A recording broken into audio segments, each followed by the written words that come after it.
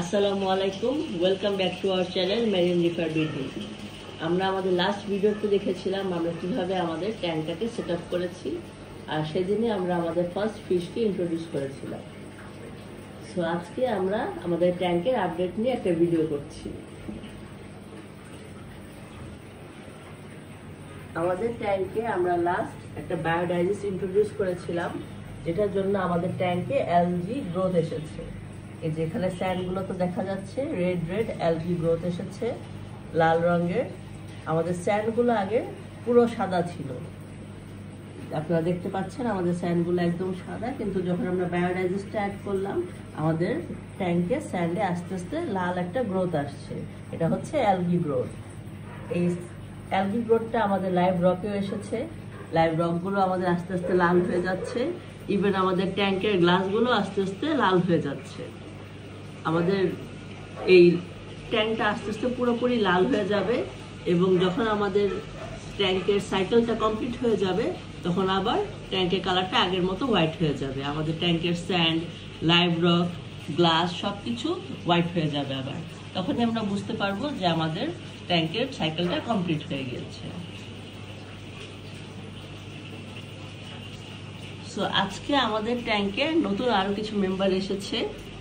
প্রথমে হচ্ছে আমাদের ক্লিনিং ক্রুর ফার্স্ট মেম্বার পিরামিড স্নেল। আপনারা দেখতে পাচ্ছেন লাইভ রকের মধ্যে পিরামিড স্নেল বসে আছে। এটা হচ্ছে ক্লিনিং ক্রু, ওরা আমাদের ট্যাঙ্কটাকে ক্লিন রাখতে হেল্প করবে। আজকে আমরা টোটাল 4টা পিরামিড স্নেল ইন্ট্রোডিউস করেছি।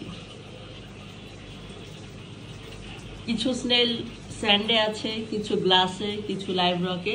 ওরা আমাদের ট্যাঙ্কটাকে ক্লিন করতে হেল্প করবে। আর সবচেয়ে বেশি এক্সাইটিং নিউজ যেটা, আমরা এই মেইন ট্যাঙ্কটা যে জন্য সেট আপ করেছিলাম কোরাল আনার জন্য। সো আজকে আমরা আমাদের ফার্স্ট কোরাল ইন্ট্রোডিউস করলাম। আপনারা দেখতে পাচ্ছেন এটার নাম হচ্ছে red tipped coral, red tipped elegance coral.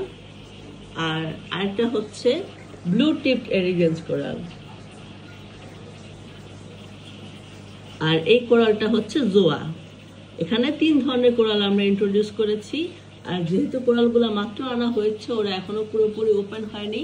আমরা দেখতে পাচ্ছি ওরা একটু একটু মুভমেন্ট করছে, আস্তে আস্তে ওপেন হচ্ছে। ইনশাল্লাহ একটু পরে ওরা যখন পুরোপুরি ওপেন হয়ে যাবে তখন আমরা আমাদের কোরালগুলোকে ফিড করব।